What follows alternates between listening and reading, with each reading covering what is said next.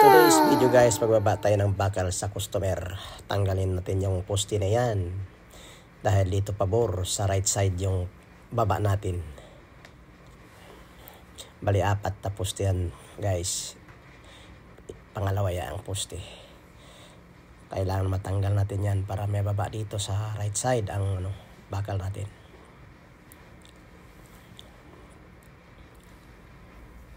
Okay, isa na lang. Assalamualaikum Sadik Bay Kiali Tige. Kumusta ka Sadik? Mabubuti? Okay, ikot sa kabila guys. Buksan natin yung lock doon. Yan, unang lock. Bali tatlong lock lang kasi ito eh. Ilipatin sa kabila para bukas ya. Okay, isa, tapos na isa. Check natin ulit, parang hindi na ayos. Okay, ayos na yan. Yung sa gitnang lock, kailangan din mabuksan ito. Hindi pwede makaligtaan, ito delikado. Mag-cause ng aksidente, mabibingkong, masisira yung trailer natin. Ayan, okay. Lagyan natin yung lock para naalog siya. Hindi matanggal. O last na ito guys. Last na lock ito. By tatlong lock lang ito guys. Okay. Lagyan natin ng lock para hindi matanggal. Okay. Dito na naman tayo ulit sa hydraulic hose nya. Yung dalawang malaking hose na yan. May maliit, may malaki. Dalawang piraso lang yan.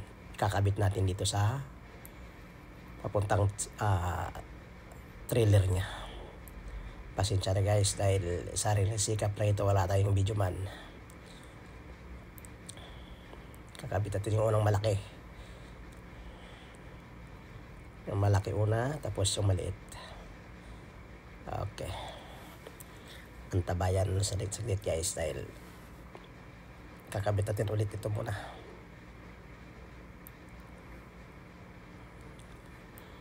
Please follow and share and subscribe at mag-iwan ng bakas sa comment section.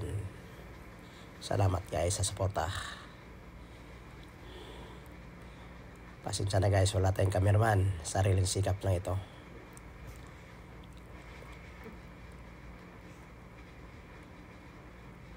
Okay, tapos na. Double check natin. Okay, ayos na.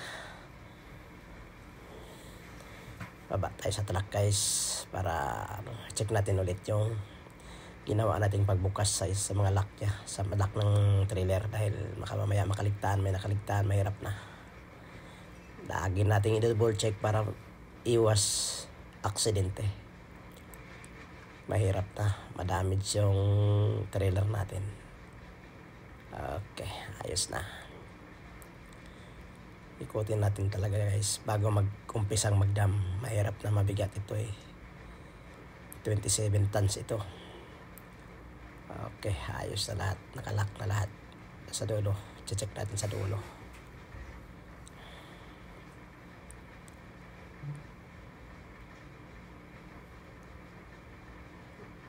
Okay, okay, lock. Ito nakalock siya. Ayan ito. Nakalock tong right portion guys dahil dito magdadam. Dito siya magdadam.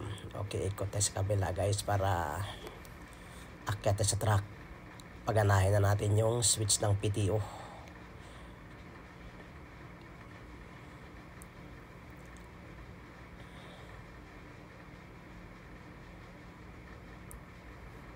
Yan, switch natin guys. Yun ang switch ng PTO para gumagana yung hydraulic nya.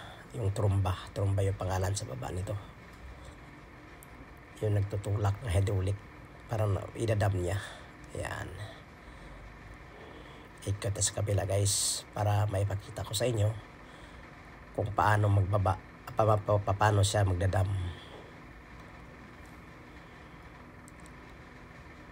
Okay. Tingnan yung maigi guys kung paano siya magdadam. Dahan-dahan na siyang tumaas. Wow!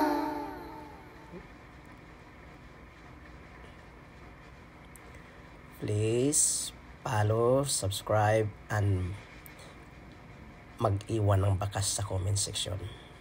Kung kayo ay nakahawak na nito, alam nyo na kung anong diskarte. Para lang ito sa mga baguhan.